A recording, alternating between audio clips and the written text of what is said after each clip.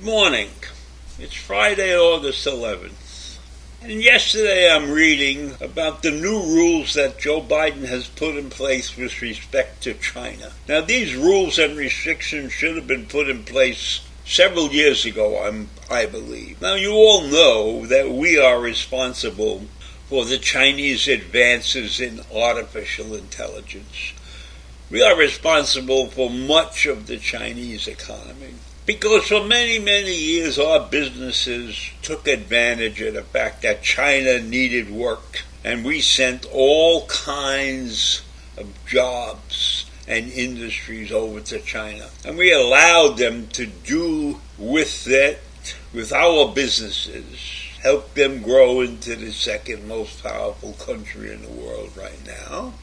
And I'm not against that necessarily, but I am against the fact that we helped them tremendously, and they are not in any way, shape, or form a democratic country. But we went over there with our corporations and our money, and we helped them provide a life for their population. And the Chinese were smart enough to demand, when they took these jobs on, that all the technology that was needed to run these businesses be turned over to China. So China wasn't responsible for building its own economy in a sense of starting out from scratch. They had a lot of help from U.S. businesses. And now Joe Biden has decided that it's time to restrict investments in Chinese artificial intelligence.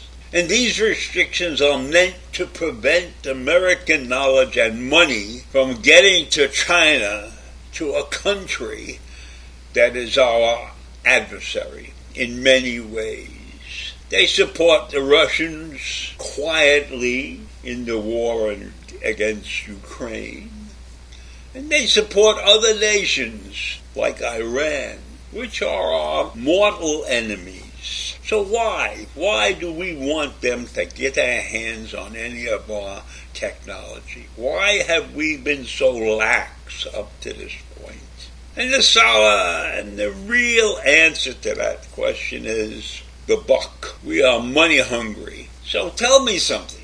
When you look at your clothing, how many of you can honestly say that they have one piece of clothing that has a label that says made in the USA? Our garment industry was destroyed, shipped off to China. And so now we're taking action against them in the area of artificial intelligence. And have we started too late?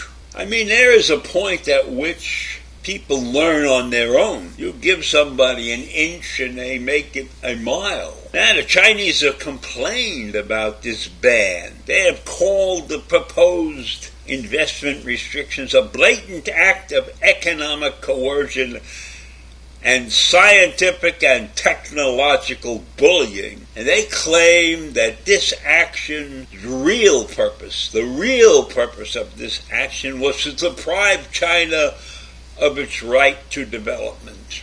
Well, if China believes that they need our information to develop it, they are basically stealing our secrets. So I think they have a lot of nerve declaring that we're depriving them of the right to development. We initiated this development wave that took place in China because we left them with our information. One of their business requirements when they took on projects for us is that we had to give them everything they needed to do the job. And that included much of the technology that we developed here. So who's the real thief in this issue? Who's the real villain in this issue? The Chinese, clearly. But that's not the way they are looking at this. They are looking at this as a blow, an economic war. And maybe we need an economic war to get out from under worrying so much about China. Now, China has major problems, which I talked about a week or two ago.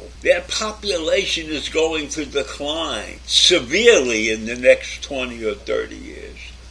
Because of their ban, their one-child rule. And now those kids are growing up and they're not having a lot of kids. And so the population is aging, but they're not being replaced. So China in 20 or 30 years will not be a nation of over 1 billion people. They will probably be a nation of maybe 850 million, who knows? But they're not going to be 1 billion, and they're going to be in deep straits because they're not going to have a lot of people who are capable of working. So this attack right now by the U.S., if China is thinking that far in the future, recognizes that this is a major step in the wrong direction for China, and probably a good move for the future of the United States and maybe the world.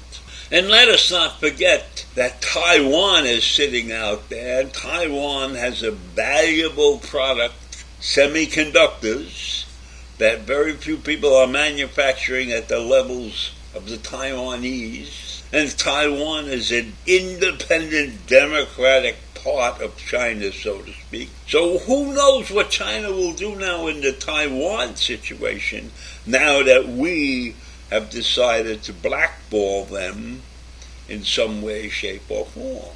It's a delicate situation that Biden has put us in. I'm in favor of his actions.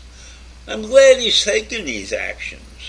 These new restrictions are meant to prevent American knowledge and money from flowing to China. It will tighten up the cutting-edge technology available to the Chinese military. And that's what we're worried about. We want to limit U.S. capital from aiding China's military. We're not out to damage China's economy. But it's a delicate situation. This is going to take a lot more than diplomacy to make sure that everything works the way Biden hopes it works. Maybe the cutting-edge technology lost to China will wake them up and move them in the right direction. I doubt that. They have too many problems already that they have to solve. They pissed a lot of money away by buying loyalty of many nations.